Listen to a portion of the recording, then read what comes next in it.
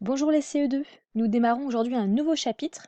Après avoir travaillé donc sur la préhistoire avec les hommes préhistoriques, les nomades, les sédentaires, puis l'Antiquité avec Vercingétorix et Jules César, le Moyen Âge avec les châteaux forts, l'art gothique, l'art roman, rappelez-vous, on avait parlé des églises, les temps modernes avec la Renaissance, donc Léonard de Vinci, Christophe Colomb, pour finir par Louis XIV, eh bien nous allons travailler maintenant sur l'époque contemporaine.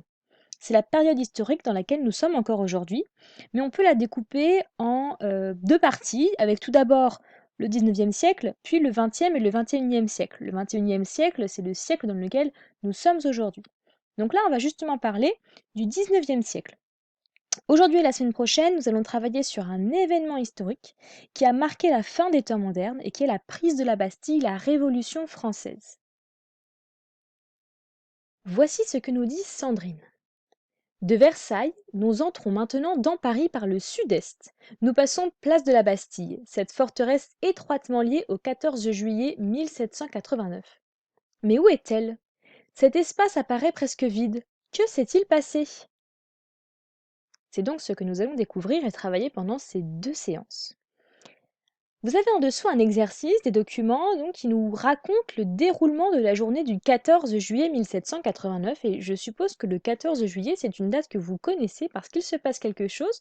Pour nous encore, aujourd'hui, le 14 juillet, c'est le feu d'artifice. Et bien, on va voir justement pourquoi on a ce feu d'artifice tous les ans au 14 juillet. Pourquoi y avait-il un événement important ce 14 juillet?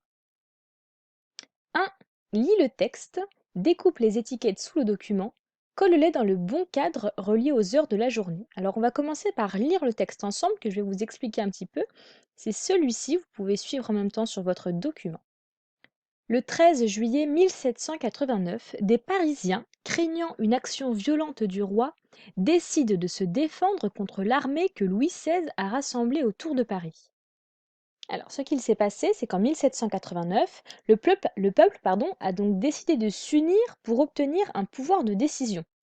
Vous le savez, jusque-là, c'est le roi qui prenait les décisions seul. C'est ce qu'on appelait la monarchie absolue, avec Louis XIV par exemple. Mais le peuple, et notamment les députés, c'est-à-dire des membres élus dans chaque région, pour représenter le peuple, eh bien, eux, ils voulaient décider également. Ils ne trouvaient pas ça normal que le roi décide seul.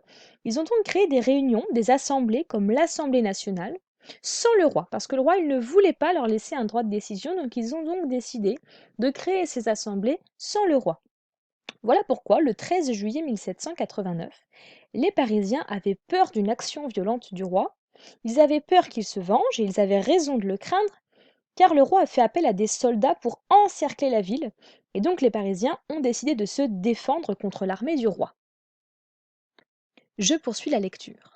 Le 14 juillet, à 10 heures, un certain nombre de Parisiens attaquent l'hôtel des Invalides pour s'emparer de fusils et de canons. À 11 heures, ils décident de se rendre à la Bastille pour obtenir de la poudre qui permet de faire fonctionner les armes qu'ils ont prises à l'hôtel des Invalides. À 13 heures, le gouverneur de la Bastille refuse de leur ouvrir les portes de la forteresse. Un gouverneur, c'est donc une personne très haute placée qui est employée par le roi, donc sachant qu'il est employé par le roi, il refusait de leur ouvrir les portes. À 13h30, il ordonne de tirer sur la foule. À 15h30, l'arrivée de canons permet de pénétrer dans la Bastille qui est envahie à 17h30. 7 prisonniers enfermés sur ordre du roi sont libérés. À 19 heures, le gouverneur de la Bastille est arrêté, décapité et sa tête est promenée sur un pic dans les rues de Paris toute la nuit. Donc vous voyez en bas, vous avez juste ici des étiquettes qui correspondent au déroulé de cette journée qui est expliqué dans ce texte. Première étiquette, le gouverneur de la Bastille est arrêté, il va être décapité. Deuxième étiquette, le gouverneur de la Bastille ordonne de tirer sur la foule. Troisième étiquette, des Parisiens se rendent à la Bastille pour obtenir de la poudre. Quatrième étiquette, la Bastille est envahie. Et dernière étiquette, l'arrivée des canons permet de pénétrer dans la Bastille. Alors, on vous demande ensuite de découper les étiquettes sous le document et de les coller dans les bons cadres reliés aux heures de la journée. Vous avez donc ici des horloges, 11 heures, 13h30, 15h30, 17h30 et 19h. Chaque horloge, chaque horaire correspond à une étiquette qui sont juste ici, que je vous ai lu juste avant. Pour pouvoir les placer, il vous suffit donc de relire ce texte, de rechercher les heures dans le texte pour comprendre ce qu'il faut mettre dans les cadres. Premier horaire, 11 heures. Alors on recherche dans le texte à 11 heures, juste ici. À 11 heures, il décide de se rendre à la Bastille pour obtenir de la poudre. Je recherche dans mes étiquettes. Je la vois juste ici. Des Parisiens se rendent à la Bastille pour obtenir de la poudre. C'est donc cette première étiquette qui vient juste ici, reliée à 11 heures. Ensuite, 13h30. Vous voyez, c'est entre le 13 et le 14, donc entre 13 heures et 14 heures, juste au milieu, 13h30. Je recherche dans le texte, 13h30, où est-ce que je le vois? Ah, juste ici. À 13h30, il ordonne de tirer sur la foule. Le il, on parlait du gouverneur. Alors je recherche dans les étiquettes. Juste ici, la deuxième, le gouverneur de la Bastille ordonne de tirer sur la foule. C'est donc cette deuxième étiquette qui vient ici. Troisième heure, 15h30, entre le 15 et le 16, donc 15h30. Je le vois ici dans le texte, à 15h30, l'arrivée de canons permet de pénétrer dans la Bastille. Je viens donc regarder mes étiquettes.